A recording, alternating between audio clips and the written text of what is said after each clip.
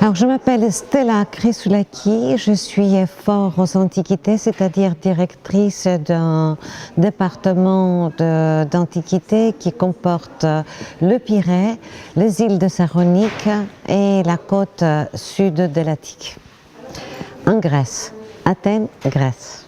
Pour quelle raison vous êtes à Nyon?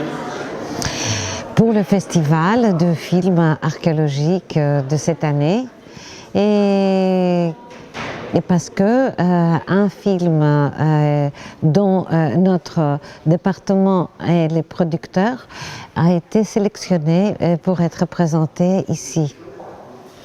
Alors, quelques mots de quoi il parle ce film? Il parle d'un musée qui a été refait il y a 2 ans sur l'île de Cythère en Grèce. Et donc le cinéaste a voulu faire un film sur sa famille, lui-même, ses pensées et l'historique de la réhabilitation d'un musée archéologique de son île. Vous en avez un peu parlé, mais quelle a été la genèse de la production du film? C'est qu'on a voulu faire de ces petits musées un centre de formation archéologique et pour cela, il nous a fallu avoir un cinéaste qui allait nous faire un film présenté au sein de la muséologie du musée, c'est-à-dire de la présentation. Mais ça, c'était les débuts de l'histoire et on l'a eu. Et il fait partie de ce que les visiteurs du musée vont voir et qui va expliquer d'où viennent tous les objets qui sont exposés. Mais le cinéaste, le réalisateur, il a voulu aller plus loin. Il a voulu aussi présenter son île et comme aujourd'hui les habitants ressentent. Et c'est ça qui fait la différence de ce film, de tous les autres films, comment aurais-je pu dire, de films d'archéologie, c'est qu'il y a la sensation et les pensées de quelqu'un qui est évidemment artiste, qui est évidemment instruit, mais qui habite, qui est issu de la population de cette île et qui habite cette île aujourd'hui. Et dans le présent, il peut voir le passé de son patrimoine à lui. Vous avez déjà un peu répondu, mais pourquoi le présenter au festival? Pourquoi? Parce que c'est une façon de discuter avec des gens qui font aussi la même chose, de savoir leur avis et de leur informer de ce qui est sorti de la tête et de la production d'un cinéaste grec jeune et je pense aussi talentueux et peut-être de lui donner un peu d'envergure et une façon peut-être de se présenter aussi ailleurs. Il y a peut-être une façon d'aller plus loin et de le présenter à d'autres personnes. C'est marrant parce que vous répondez au fur et à mesure à mes questions. Du coup, qu'est-ce que c'est pour vous un bon film d'archéologie? Un bon film d'archéologie, c'est un film qui ne parle pas des archéologues. C'est un film qui parle de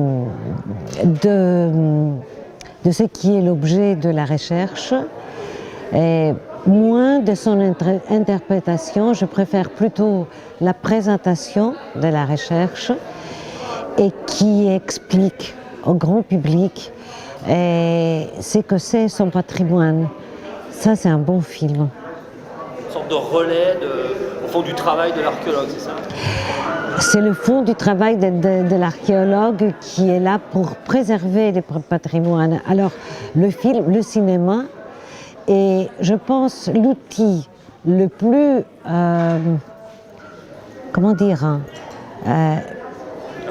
qui approprié, oui, merci, approprié pour diffuser l'essence profonde de la recherche archéologique dans le but de communiquer sa valeur et dans le but de mener une campagne de formation pour la sauvegarde du patrimoine. Selon vous, pour quelles raisons les films d'archéologie à la télévision sont-ils très formatés? C'est pas à cause des films d'archéologie, c'est à cause de la télévision et ses choix. La télévision, malheureusement, fait des choix faciles. Et c'est par là, de cette facilité qui est toujours choisie, que les films sont formatés. C'est quoi ces choix faciles, en quelques mots? C'est quoi ces choix faciles? Et lisible de premier coup d'œil et mettre en valeur les personnes, les personnages, c'est-à-dire, c'est pour cela que j'ai dit tout à l'heure qu'un bon film d'archéologie, c'est pas celui qui met en valeur l'archéologue et qui devient un acteur, quelqu'un de connu, etc. Alors ça, c'est exactement ce que la télévision veut faire. Et comme elle a toujours su faire, les politiciens, les acteurs de cinéma, etc. Donc l'archéologue, il devient quelqu'un de connu et c'est sur lui que le film doit être basé pour montrer encore une fois la personnalité de quelqu'un qui est exposé comme Un icône. Voilà. Un idole. Un idole, oui, voilà. Et non pas ce qu'il fait, non pas ce qu'il pense, non pas les résultats de ce qu'il fait. C'est ça la facilité. Ça se retrouve au second plan en fait. Pardon? Ça se retrouve au second plan. Oui, ou même des fois c'est inexistant. Alors ça nuit à la... ça nuit beaucoup. D'abord, ils forment des archéologues qui deviennent des vedettes, et ça, on ne veut pas. Et pour les générations à venir, nous ne voulons pas des archéologues qui deviennent des vedettes du cinéma. Et parce que ce qu'ils vont faire, ça va être pour demander à être acteurs d'une actualité.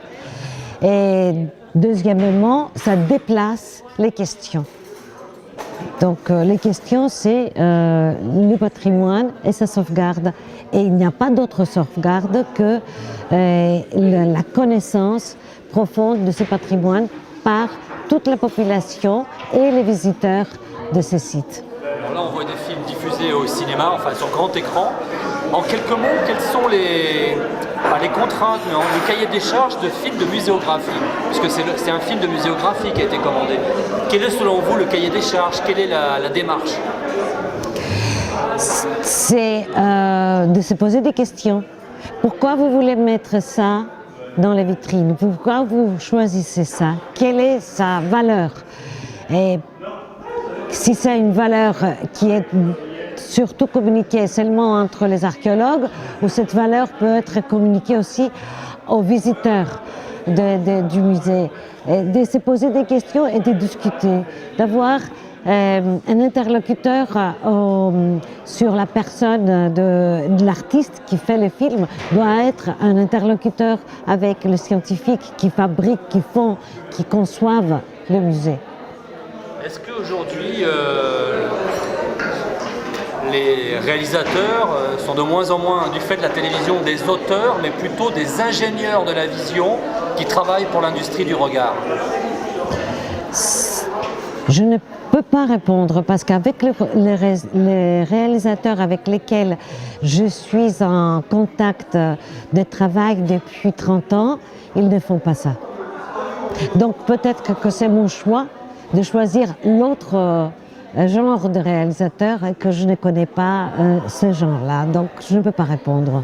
Pensez-vous qu'on peut renouveler ce genre de film d'archéologie? Oui. Comment? Vous avez des idées, des pistes? Je pense que oui, parce que maintenant, il est bien facile de faire de petits films de cinéma. Et d'ailleurs, j'essaie un peu d'aider dans cette direction.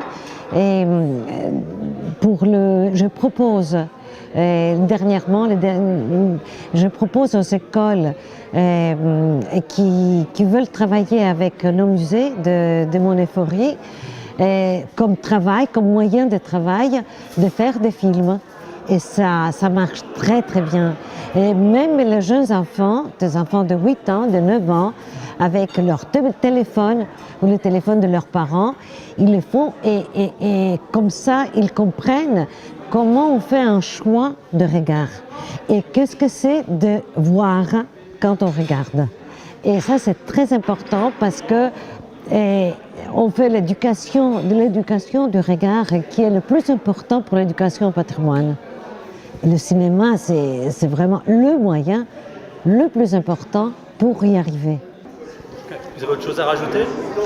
Que je suis heureuse d'être là, que c'est une ville formidable, Nyon, et que j'espère que le festival va continuer très très très longtemps d'être présenté, le festival de films d'archéologie à Nyon.